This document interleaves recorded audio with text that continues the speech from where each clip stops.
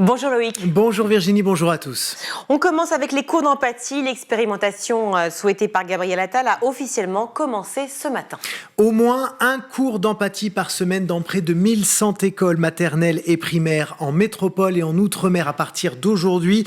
C'est le fameux dispositif inspiré du Danemark qui doit permettre à nos enfants de mieux comprendre leurs émotions et celles de leurs camarades, avec pour objectif bien sûr de juguler tous les phénomènes de harcèlement. Alors ces cours seront assurés par un enseignant de la classe qui aura le choix entre 3 méthodes. D'abord, organiser des ateliers philosophiques. Ensuite, reproduire quasiment mot pour mot, je dirais, la pédagogie danoise, qui est la référence sur le sujet, ou bien la méthode proposée par le ministère de l'Éducation, qui a d'ailleurs transmis un kit d'une 60aine de pages aux établissements volontaires avant les vacances. Les enseignants y ont trouvé des exercices simples, pratiques, autour des émotions, de la communication interpersonnelle, du harcèlement bien évidemment. Et le gouvernement leur a également proposé une formation en ligne de 6 heures, un petit peu avant Noël, un rendez-vous qui malheureusement, selon certains syndicats, a été organisé du jour au lendemain et auquel beaucoup d'enseignants n'ont pas pu assister. C'est un dispositif qui existe dans plusieurs écoles déjà. Et oui, en fait, notamment dans le 18e arrondissement de Paris, les cours d'empathie sont expérimentés depuis 1 an et demi déjà et les résultats sont très positifs. On va écouter Brigitte Servoni. Elle est inspectrice de l'Éducation nationale. Elle supervise cette expérimentation dans la capitale. Elle était l'invitée de France Inter ce matin et elle nous décrit concrètement les outils mis en place pour accompagner les enfants, notamment en maternelle, avec un ours en peluche qui est la mascotte du programme. Cet ours, donc, c'est l'ami de tous les enfants. Il vit dans l'école, il vit dans les classes et par exemple un enfant qui a du chagrin parce que c'est un peu dur le matin, voilà, de quitter papa et maman, peut aller prendre l'ami ours pour se réconforter.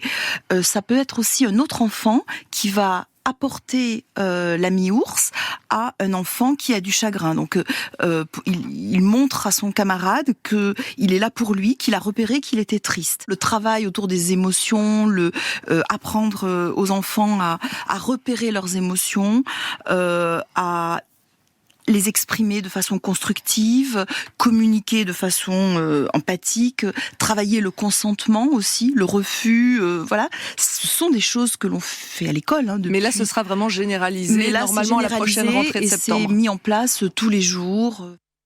Voilà, l'expérimentation va durer jusqu'à la fin de l'année scolaire et elle sera généralisée à la rentrée 2024. Les cours d'empathie, ce sera l'objet de la question du jour dans quelques minutes, juste après ce journal, justement. Direction maintenant le Pas-de-Calais, où 16 établissements sont restés fermés aujourd'hui à cause des inondations. 195 communes du département ont subi de nouvelles inondations ces derniers jours. À cela s'ajoute une vigilance neige-verglas et effectivement, 16 écoles, collèges et lycées de Saint-Omer et de Boulogne n'ont pas pu accueillir leurs élèves ce matin. Ils ne le pourront pas non plus au cours de la semaine. Certains élèves et leurs professeurs ont été accueillis dans différentes salles municipales. La préfecture a aussi annoncé qu'un enseignement en distanciel a été mis en place et quelques établissements relativement épargnés par la montée des eaux proposent malgré tout un accueil des enfants dont les parents ne pourraient vraiment pas s'organiser autrement. On va écouter le témoignage de Cindy Humez, directrice de l'école Saint-Martin-Sainte-Thérèse à Arques, près de Saint-Omer. On accueille les enfants dont les parents n'ont pas d'autres moyens de garde. C'est une solution qui est très très utile pour eux, donc sachant qu'on a beaucoup de familles qui sont impactées aussi. Et l'impact psychologique au niveau des enfants est beaucoup plus fort cette fois-ci que la première fois. Notre préoccupation, c'est vraiment le bien-être des enfants qui se sentent bien, et c'est pour ça qu'on va prendre notre temps pour réaménager les classes pour que ce soit leur classe.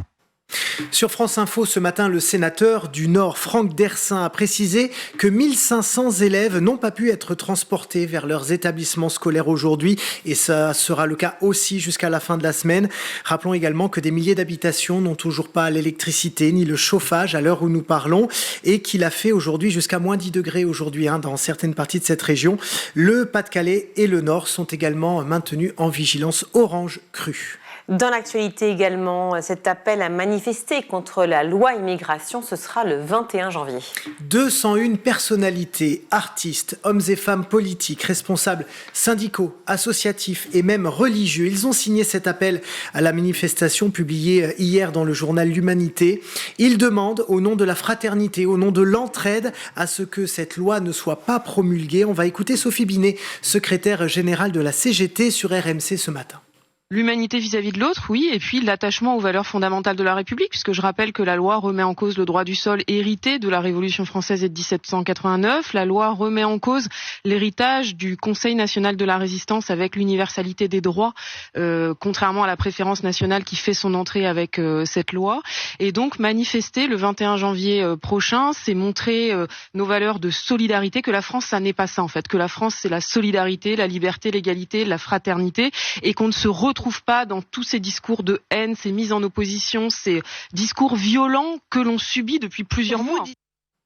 Et on termine avec les Jeux Olympiques et Paralympiques qui commencent dans 200 jours tout pile aujourd'hui. Et Emmanuel Macron a tenu à rappeler l'engagement de l'État pour le sport. En tenue de boxeur complet avec des gants sur l'épaule. Derrière lui, il y avait un sac de frappe.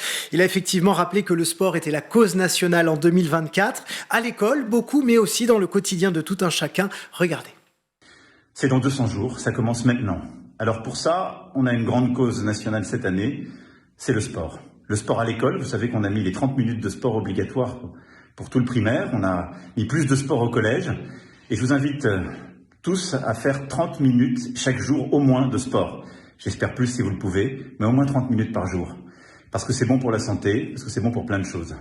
Et c'est une manière aussi d'avoir des jeux qui resteront dans nos pratiques de chaque jour. Vive les Jeux Olympiques et Paralympiques et rendez-vous très vite. À bientôt. Vous allez donc vous y remettre à la boxe. Oui, alors je vais surtout me remettre à la frangipane que vous avez gentiment amenée pour toute la rédaction, il faut le préciser. Oui, c'est vrai. Merci Loïc.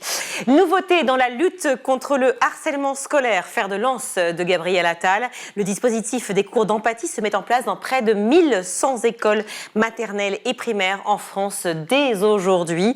Kit de pédagogie, méthode danoise, formation des enseignants. En quoi va consister cette nouvelle formule? On en parle dès maintenant avec nos invités.